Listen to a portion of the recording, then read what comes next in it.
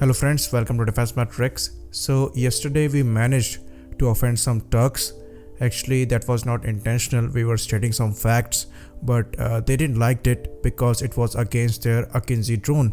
So in past we have made videos on Akinci and we have stated that it's a very decent drone, better than what we have made till now. Future we don't know because this little boy just had its first flight. But as of now, when we talk about drones, we have to accept the fact that they are better than us. But that doesn't mean they are better than everyone else. So from past few days, the Turks are promoting their Akinci drones with elephant walk, with impressive payload capacity, carrying different guided munitions and long-range cruise missiles. So it looks very impressive, to be honest. But it's actually not that effective in practicality. And that is what we stated. And that is what offended the Turks. So we thought it's a good opportunity to explain everyone why these drones, when armed to the teeth, are not very effective. So we draw a parallel between the Akinci and the Israeli Heron TP drone. And when you compare both the drones, you will see that Heron TP is a superior drone when it comes to payload capacity, endurance, flight ceiling, speed and everything. But still you will never see Heron TP armed to the teeth, because that is not the primary purpose of that drone.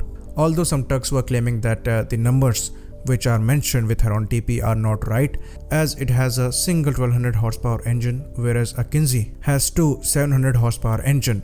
So they are missing a very crucial point here, that two engine will have more weight than a single engine.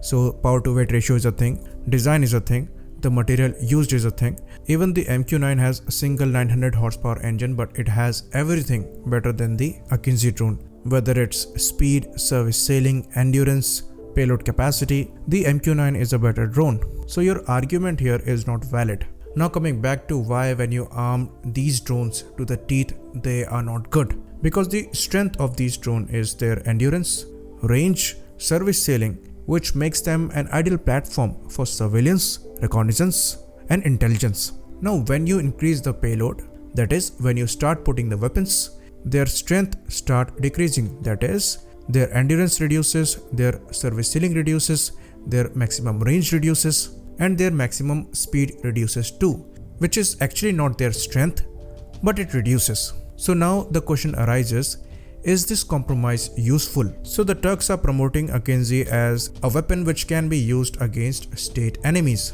That means you want to use these drones against a country. So if your state enemy has good, not very good, just good air defenses, these drones are not going to be that effective.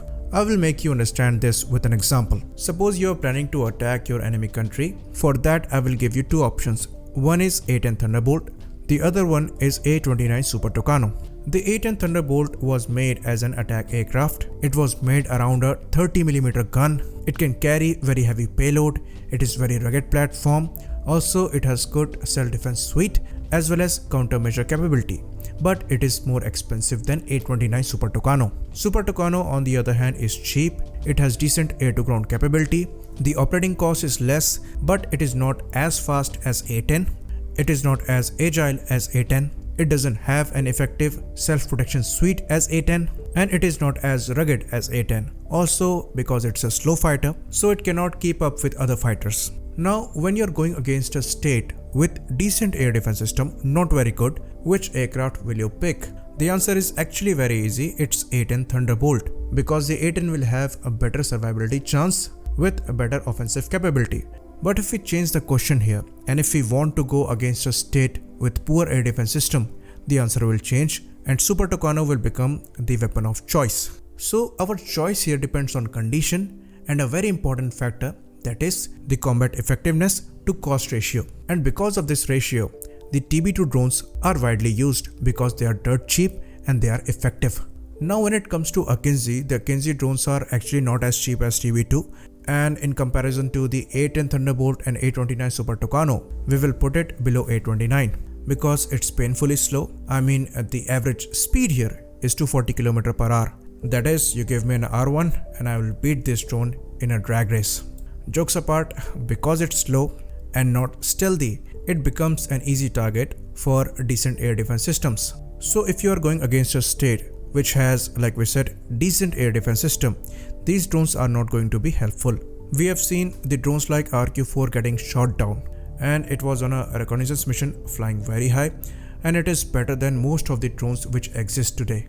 And Iran is also not known for having very impressive air defense systems, but they managed to shoot down an RQ-4. One more argument comes that Qasem Soleimani was killed by a drone strike, but you need to keep in mind that he was killed in Iraq, not Iran. So these reconnaissance drones which are made as an attack platform are actually not good at both of them. Someone actually commented that you are trying to make a donkey run like a horse. It will neither remain a donkey nor a horse. The US and Israelis have better drones with better capabilities, but still they are not arming those drones to the teeth like the Turks are arming Akinci, and there is a good reason for that, which we explained. So if you want to breach a good air defense system, you need drones which are stealthy, fast, and can act swiftly. The reconnaissance drones converted into attack platform can never replace a fighter aircraft or an attack aircraft.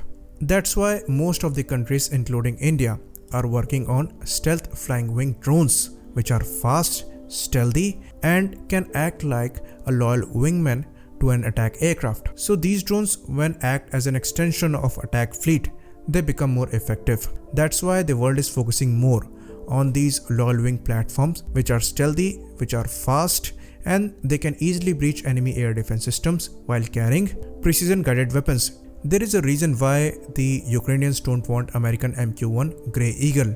They prefer the TB2 over that because they know that against Russian proper air defense systems, these drones are going to be useless. They prefer more TB2s because the operational effectiveness to cost ratio of TB2 is very good. They are dirt cheap, as we explained. So the Ukrainians are asking for F-16s. They are asking for proper fighter aircraft because they know that these drones cannot breach Russian air defense systems. Also, let me clarify that I'm not saying Akinci will be an export failure because there are many countries which are poor and can use these drones. Many African countries can find it effective, or many other countries can find it effective for a different role, maybe reconnaissance, or maybe as an intelligence platform. But if you are promoting it as an attack platform against a state which has decent air defense systems, I'm sorry, it's not going to be effective. Also, there was one more taunt from the Turks that India is paying around $400 million for 4 Heron TP drones, which is actually wrong.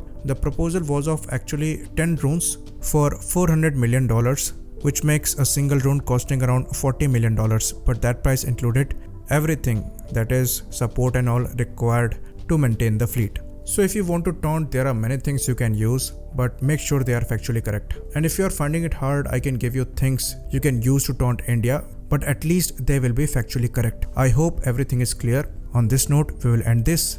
Please like and subscribe.